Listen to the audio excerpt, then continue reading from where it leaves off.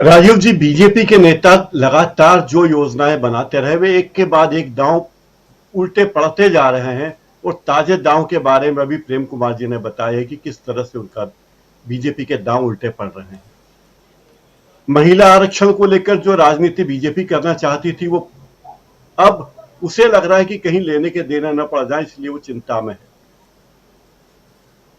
बिधूड़ी के मामले में भी बीजेपी कुछ कर नहीं रही है और इससे भी बीजेपी मुश्किल में है। रमेश बिधूड़ी ने जो भी आरोप लगाए थे, एक सांसद को जो भी शब्द कहे, जो शब्द उन्होंने कहे, वो शब्द इस देश में कहीं भी कहना मुनासिब नहीं समझा जाता। हम सब जानते हैं कि जो बात आप अपने बेडरूम में करते हो, ड्राइंग रूम में उन शब्दों का इस्तेमाल नहीं करते। जो शब्द ड्राइंग रूम में इस्तेमाल करते हो, वो सड़क पे नहीं करते। जो सड़क पे शब्द इस्तेमाल करते हो, संसद में नहीं कर सकते। संसद की अपनी मर्यादा है। लेकिन बीजेपी के पास जब कोई दांव बचा नहीं, तो वो इस तरह की कोशिशें करते हैं बीजेपी के नेता, ताकि मामले को किसी और दिशा में ले जाया जा सके। संसदीय भाषा को लेकर एक पूरी सूची है शब्दों की, उसमें कई सारे शब्द हैं। शकुनी और जयचंद से लेके विनाश पुरुष और खून की खेती, उचक्के, अहंकार, कांव कांव करना, जैसे कई सारे शब्द हैं। और दुर्भाग्य से जिन शब्दों का इस्तेमाल बीजेपी के दक्षिण दिल्ली के सांसद रमेश बिधूड़ी ने किया, ऐसे शब्दों का इस्तेमाल करने के बारे में इसके पहले किसी ने सोचा भी नहीं। और उनमें से कुछ शब्द तो ऐसे हैं जो असंसदीय शब्दों की सूची में भी नहीं आए। शायद रमेश बिधूड़ी की एक कोशिश होगी कि पूरे मामले को एक अलग दिशा में ले जाया जाए और जिस सांसद पर यह आक्षेप लगा, उस सांसद के बारे में यह कहा जाए कि देखिए, सांसद दानिश अली ने प्रधानमंत्री के बारे में अपशब्द कहे, उनके बारे में रनिंग कमेंट्री ऐसी की जो हम सहन नहीं कर सकते थे, इसलिए उन्होंने उसके प्रतिकार में रमेश बिधूड़ी ने ये बातें की। दूसरी तरफ आप देखेंगे कि कांग्रेस के अध्यक्ष मल्लिकार्जुन खड़गे और राहुल गांधी लगातार जनता से संवाद कायम कर रहे हैं। और ये बात लोगों के मन में बैठ गई है कि जनता से संवाद करने के मामले में कांग्रेस के नेता बहुत आगे हैं। वे मन की बात नहीं करते, जन की बात करते हैं जी। और यहां भी प्रधानमंत्री नरेंद्र मोदी को लगता है कि वे कुछ न कुछ करके कोई ना कोई इवेंट करते रहें, चाहे महिलाओं के आरक्षण को लेकर अपना सम्मान कराने की बात हो, या देश में तमाम जगह नई नई योजनाओं के शिलान्यास की बात हो।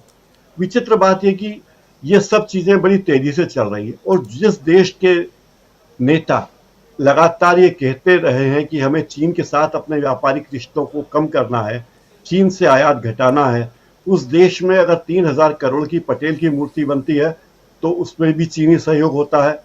और मध्य प्रदेश के ओंकारेश्वर में शंकराचार्य की मूर्ति बनती तो उसमें भी चीन का सहयोग होता है। यानी मोदी जी ने एक ऐसा आत्मनिर्भर भारत बना दिया है जिसमें सब कुछ चीन पर निर्भर होता जा रहा है।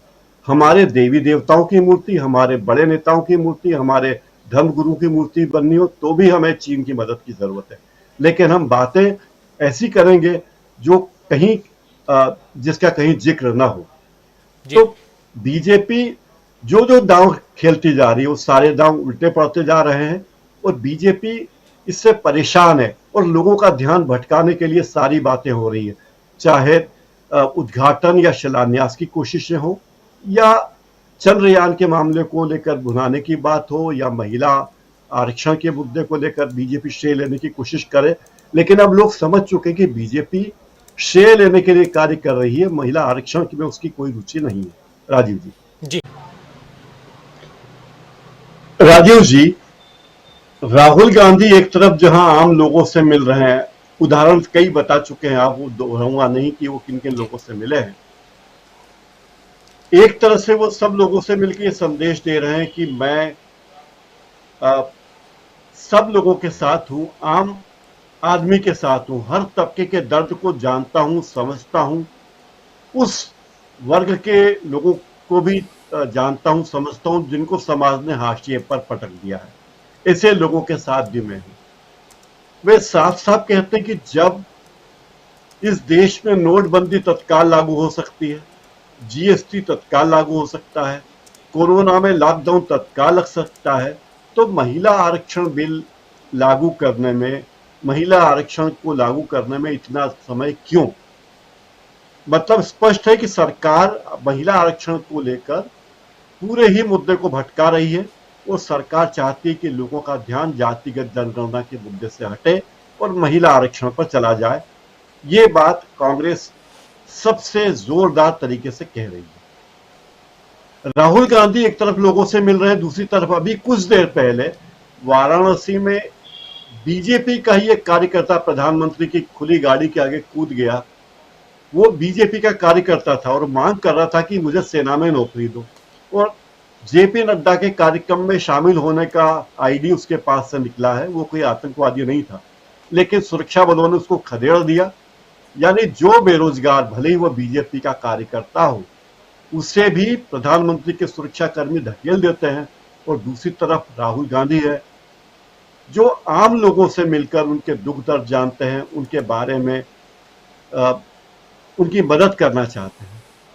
उमा भारती जी आपने किया, उमा भारती जी की बातों में एक बात और है। उन्होंने कहा कि महिला आरक्षण 50% होना चाहिए, 33% में हम संतुष्ट नहीं है, और उसमें भी आधा 50% होगा, उसका 50% यानी आधी आबादी को आरक्षण मिलना चाहिए, ओबीसी आरक्षण, क्योंकि उनकी आबादी इतनी है देश में। तो उमा भारती का ये कदम भी बीजेपी के लिए, नरेंद्र मोदी की राजनीति के लिए एक चुनौती बन गया है। और लोग खुद सवाल करने लगे कि इंडिया गठबंधन के लोग तो भले ही प्रधानमंत्री पर सवाल करते हों, बीजेपी के ही लोग सवाल कर रहे हैं कि क्या महिला आरक्षण लागू करने की नीयत सरकार की है, और अगर नीयत होती तो इसमें इतनी दूरी क्यों? सरकार कह सकती थी कि अभी हम इसी स्थिति में लागू करेंगे, जनगणना के बाद उस अनुपात में आरक्षण देंगे, और परिसीमन के बाद भी उसी अनुपात में हम सीटों का विभाजन करेंगे, लेकिन सरकार ने यह नहीं किया। दूसरी चिंता बीजेपी को है, वो कांग्रेस को लेकर। आप ये देखिए कि जब से मल्लिकार्जुन खड़गे जी कांग्रेस के अध्यक्ष बने हैं, तो कांग्रेस ने अपना पुराना ढर्रा छोड़ दिया है और अब नए राह पर, नई रास्ते पे आ गई है कांग्रेस। मल्लिकार्जुन खड़गे का पार्टी को बदलने का तरीका बड़ा ही गंभीर है। वे सारा काम खामोशी से करते हैं, वे कोई ऐसा काम नहीं करते जो हल्ला गुल्ला ज्यादा करे और अंजाम कम हो। तो और दूसरी बात यह कि वो खुद श्रेय लेने के लिए आगे नहीं आते कि मैंने कांग्रेस में ये परिवर्तन किया। कभी भी खड़गे जी ने यह नहीं कहा, जबकि बीजेपी के छोटे मोटे नेता भी, मुख्यमंत्री, उप मुख्यमंत्री भी दावा करते कि मैंने ये किया। तो खड़गे जी ये नहीं करते।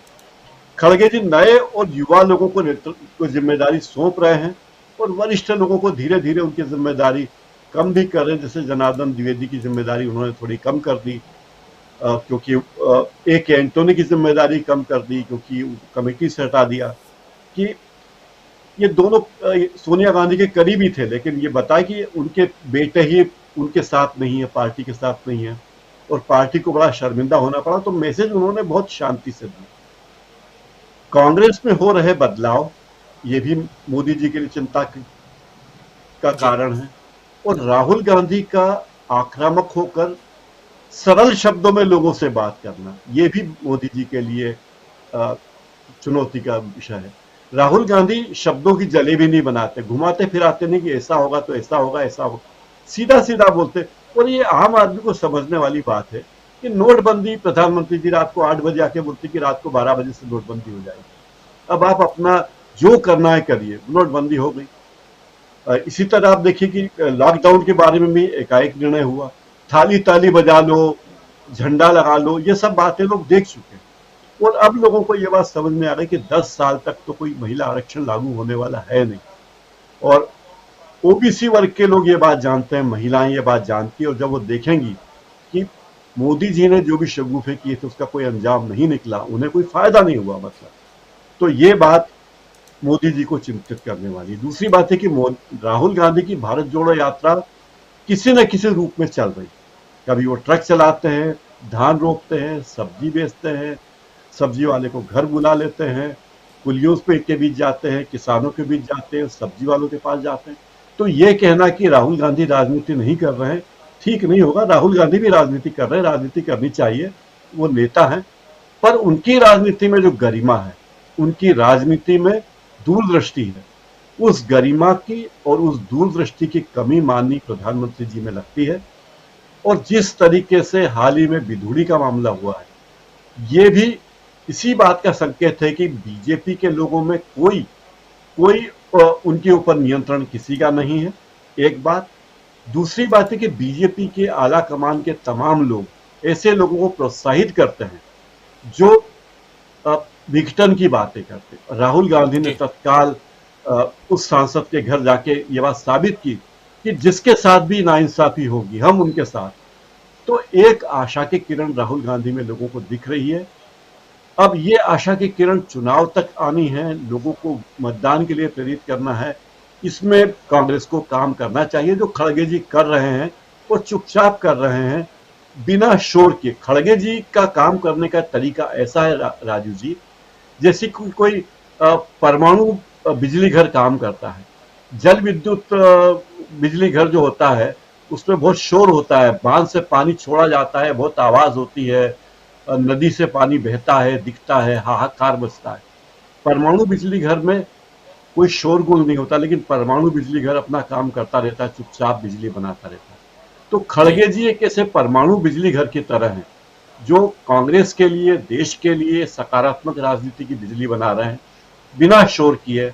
और ये विपक्ष को पता है, सत्तारूढ़ पार्टी को पता है कि अगर इस बिजली घर में छेड़छाड़ की गई तो जो विस्फोट होगा वो बहुत भीषण होगा।